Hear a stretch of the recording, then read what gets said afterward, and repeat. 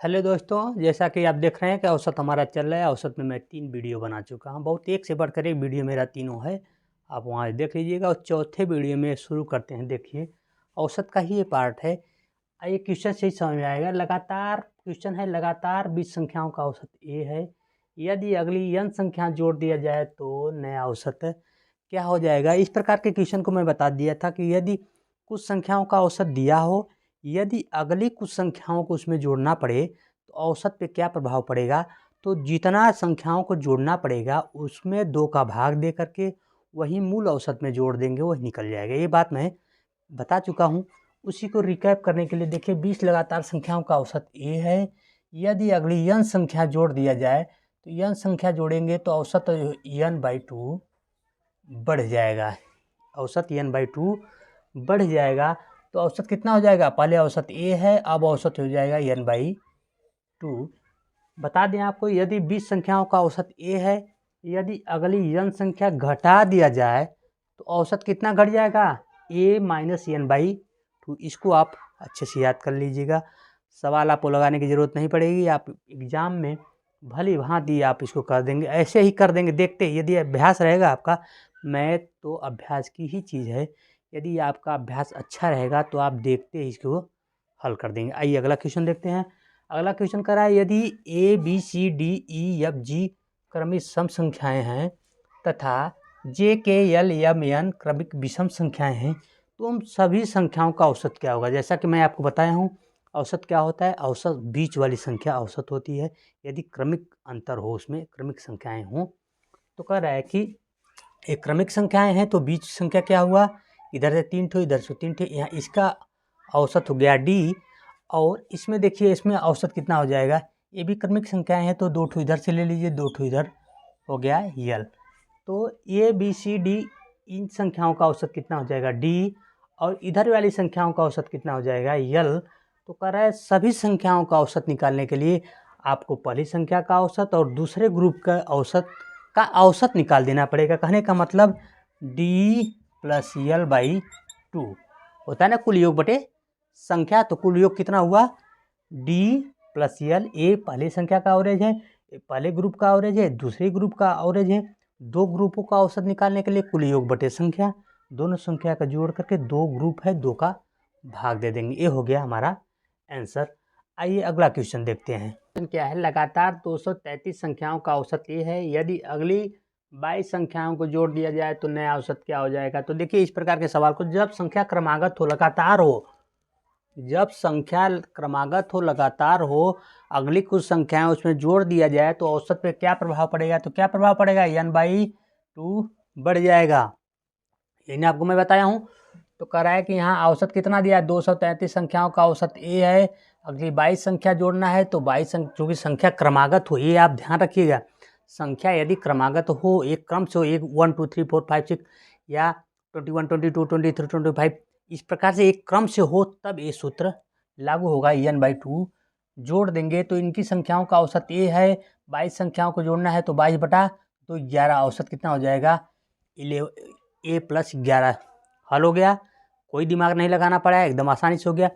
अब देखिए क्या करना पड़ेगा। ठीक पैटर्न में क्रमागत 17 संख्याएं हैं, 17 संख्याओं का औसत ए है और इनकी अगली 15 संख्याओं को सम्मिलित कर लिया जाए। यदि 15 संख्या और सम्मिलित कर लिया जाए तो क्या औसत हो जाएगा, 15/2 हो जाएगा ना, 15/2 हो जाएगा, 7.5 हो जाएगा। a + 7.5, a धन 7.5 उसका औसत हो जाएगा। तो करना क्या है, यदि संख्या क्रमागत दिया हुआ हो और उसमें कुछ संख्या सम्मिलित कर लिया जाए, यदि कुछ संख्या सम्मिलित कर लिया जाए तो जो संख्या सम्मिलित किया जाएगा उसका आधा मूल औसत को बढ़ा देगा।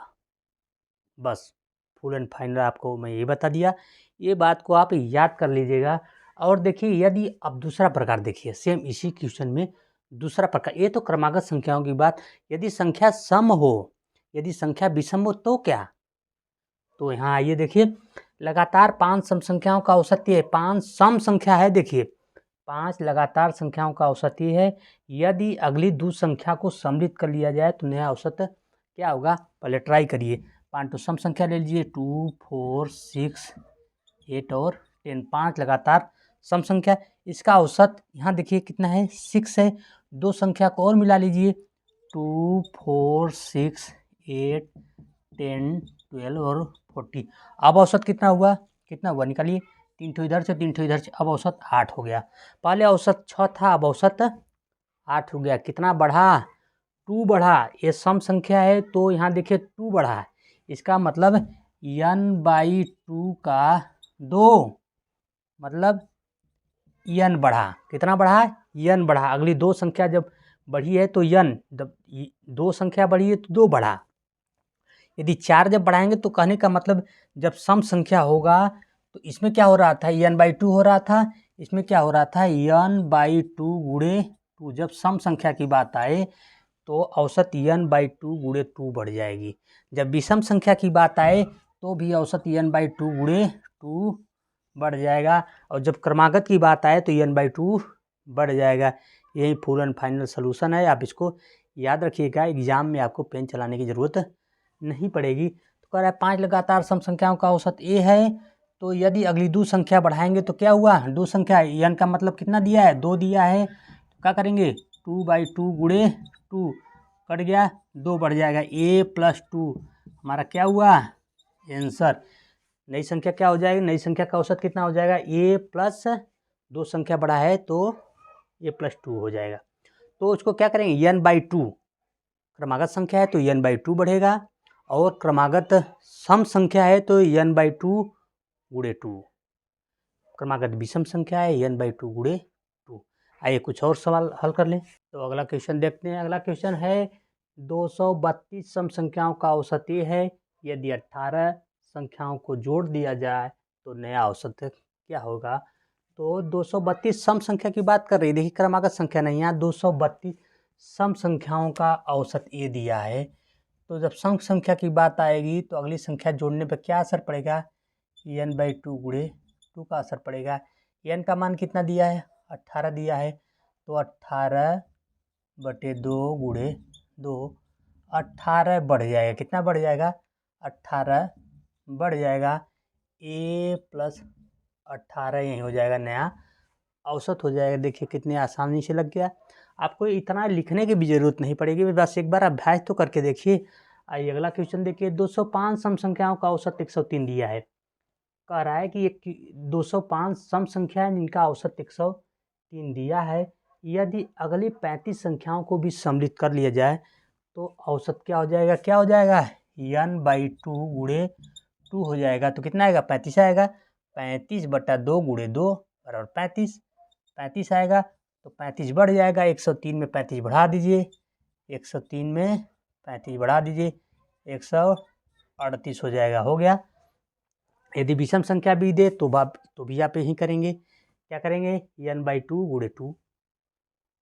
यदि विषम संख्या हो कि 205 विषम संख्याओं का औसत 103 हो तो अगली 35 संख्याओं को सम्मिलित कर लिया जाए तो औसत क्या पड़ेगा, तो वहीं सीधे 35 का असर पड़ेगा। अगला क्वेश्चन देखिए। लगातार 20 सम संख्याओं का औसत ए है, यदि अगली 12 संख्याओं को भी मिला लिया जाए तो औसत क्या प्रभाव पड़ेगा।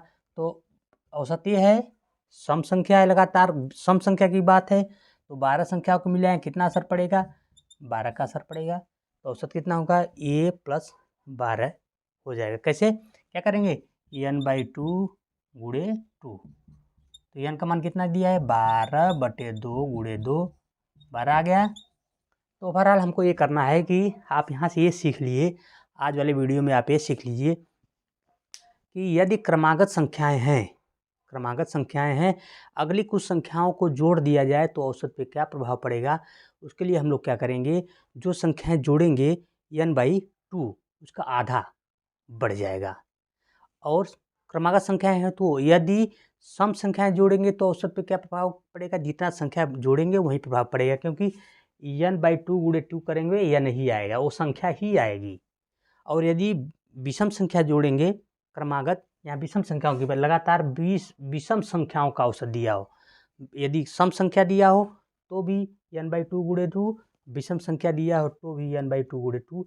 और सम विषम में सीधे सीधे ये है एक लाइन में कि सम और विषम संख्याओं में सीधे जो संख्या बढ़ेगी वहीं उसका औसत बढ़ेगा, जो संख्याएं घटेगी वहीं उसका औसत घटेगा और क्रमागत संख्या में क्या होगा कि उसका आधा, जो संख्याएं बढ़ेगी उसका आधा बढ़ेगा, जो संख्याएं घटेगी उसका आधा घटेगा। आज की वीडियो में इतना ही, बने रहिए हमारे साथ। औसत चल रहा है, औसत समाप्त हो जाएगा, उसके बाद अगला चैप्टर शुरू किया जाएगा। धन्यवाद।